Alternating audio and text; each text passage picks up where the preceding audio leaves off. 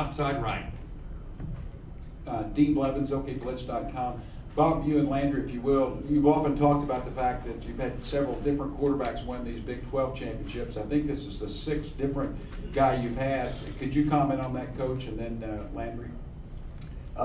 Sure, we are proud of the fact that it isn't any one guy, that it's a team effort, and to be able to come back and win it multiple times with a lot of different players at different years is it just speaks to the consistency, I guess, and the overall quality of play through the years. But it's always a team effort, and but Landry, had another special game when you look at the quality of defense he was going up against.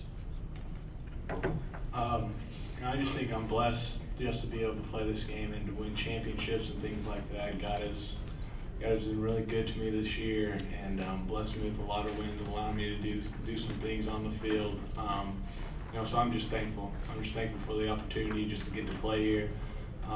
Follow after great quarterbacks, of course, like Sam. Everybody knows about Sam, and Jason White and Coach Heupel, and just people like that. Just be able to follow and win championships like this. That's why a lot of people are attracted to Oklahoma, because in this century, or not in this century, in this decade, we won most of the Big 12 championships here, and so I'm just thankful for the opportunity.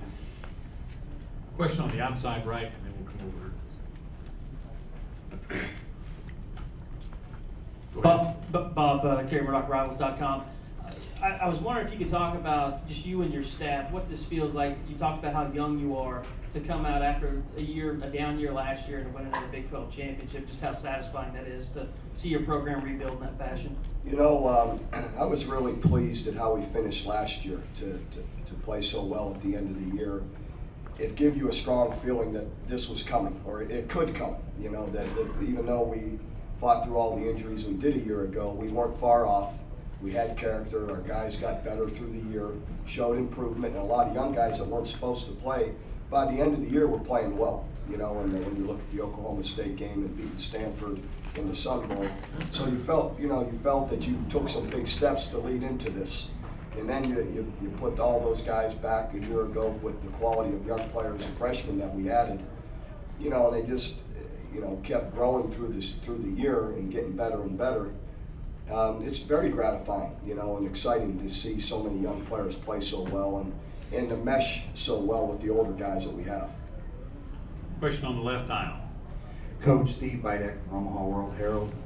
What did you specifically see on the fake punt that looked like it was coming? You got the timeout right before it started. Did you see something? Can you saw a different formation than they're usually in, and saw the motion start. As soon as I saw the motion start, I called the timeout to be sure that we had our defense out there. Question all the way to the rear right. Jeremy Poplin, KTBZ Tulsa. Coach, can you talk about the decision-making process of Landry all night long? It seems that even when he had time in the pocket, didn't try to force it and always make sure to throw it away when he had to. Yeah, he did a great job of that because they are in tight coverage most of the time. So you're throwing the ball off balance, a little late, a little behind. There's a great chance of it being tipped or intercepted. So there's sometimes you either got to eat it, just throw it away, give up on it, and he did a nice job in all those decision-making times. And then he came up with some clutch throws under pressure a few times and on the run. Found some guys late that really made a difference, and the one when we had third and was it 20-something, and he picked up all but maybe a yard of it, and then we pick up the first down after that. Got a question on the aisle, and then we'll go to the back, and then we'll come back up here.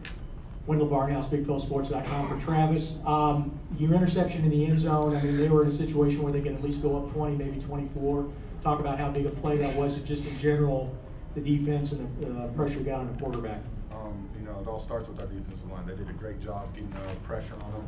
And, they ran a route that we expected to come, and kind of baited him into throwing it, and he threw across his body. And these hands ain't what they used to be, but I got, God gave me, the gift, and I caught it, and so it was a huge play. Got a question on the platform in the rear. Rick Pendergraft, ABC Tulsa. Travis, can you just describe the emotions that you felt tonight as you guys won this championship? This is a great feeling. This is my third Big 12 championship, and this one's definitely the sweetest. and the fashion that we won this game in. You know, we always pride ourselves, defense wins championships, and I felt like, you know, we got rattled a little early. We gave up some big plays, but we never panicked. You know, we came right back in and we shut down a pretty great offense and a pretty great quarterback. So defensive line played lights out. I give the game ball, all the game balls to them, because those guys got so much pressure on the quarterback and made it really uncomfortable. So this is definitely the sweetest. Anything further? We've got a question in the middle, and then we'll come back to the front. Kerry Murdoch again, just for you guys, what's it feel like to be going back to a BCS Bowl? We're on a one-game winning streak, so I want y'all to note that. And you know, so this is huge. We got to finish. We've been talking all season about finishing. We're on a pretty hot streak right now, and I think all the players are satisfied. You know, that we finished strong, but you know, it's not over yet, and you know, cap the season off to win a bowl game. That'd be awesome. Last question for the coach and players right here on the front right. Jake Trotter from the Oklahoma. Landry and Kenny, talk about those two big class days in the first half. Looked like on the second one you guys kind of ad-libbed it a little bit. Kenny came across the middle of the field, and you guys seem to be on the same wavelength there. Well, the first touchdown pass was just a post route, and Kenny got behind him, kind of laid it out there for him, and he used his speed to run past everybody and made a great grab and took me to the end zone. And then that one, it was kind of a stutter route. We were trying to go by him. That guy jammed him up a little bit, and I saw him break inside and put the ball out there for him. He made a great play, and I thought he got in the end zone, you know, but I guess the referees didn't. But yeah, no, Landry described that pretty well. You know, the second one, I think we ran a little stutter move, and you know, I figured I couldn't go outside, so you know, I slipped him inside, and Landry and I happened to be on the same page, and I thought I was in the end zone too, but obviously not. Okay, guys, congratulations on the win. Good luck in